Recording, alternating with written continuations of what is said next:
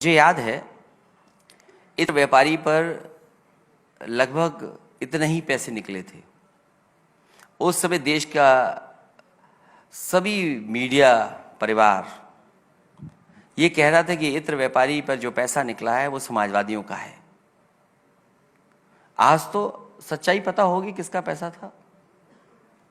कहीं ऐसा तो नहीं इत्र वाले का पैसा वापस हो गया हो वो। और आज तो बताना चाहिए वो पैसा किसका था। उससे जुड़े हुए लोग किस पार्टी के हैं? क्या उससे जुड़े हुए लोग बीजेपी के नहीं थे? तो ये जो पैसा निकला है, सवाल बीजेपी से होना चाहिए कि आपकी पॉलिसी क्यों गलत है। आपने तो नोटबंदी से कहा था कि कभी काला धन इकट्ठा नहीं होगा, पूरी देश को भरोसा दिलाया था आपने।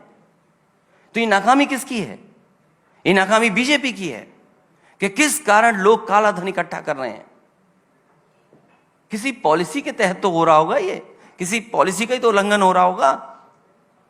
पीएम लेकिन इसको मनी हाइस्ट कह रहे हैं। मेरा प्रश्न कुछ और था सर आपसे। मैं ये कह रही थी कि ये छवि जो है, सवाल छवि का नहीं है, सवाल सच्चाई का है। सवाल सच्चाई का है। बीजेपी ने देश को यह बताया कि नोटबंदी के बाद कोई काला धन इकट्ठा नहीं कर पाएगा। आखिरकार ये नाकामी बीजेपी की नहीं है कि वो इत्र व्यापारी ने 200 करोड़ से ज्यादा पैसा इकट्ठा कर लिया और यहां पर जो छापा पड़ा है, ये नाकामी बीजेपी की नहीं है क्या? अपनी नाकामी दूसरों पे थोप रहे हैं क्या? जब इत्र व्यापारी का उनकी जानकारी हो गई कि इत्र व्यापारी उन्हीं का आदमी है, तो अपनी खीस मिटाने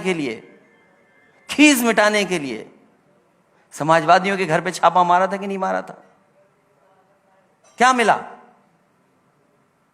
आप बताइए ना, क्या मिला? आपने भी तो चलाया था कि इत्र व्यापारी समाजवादियों का है। आपने भी तो चलाया था।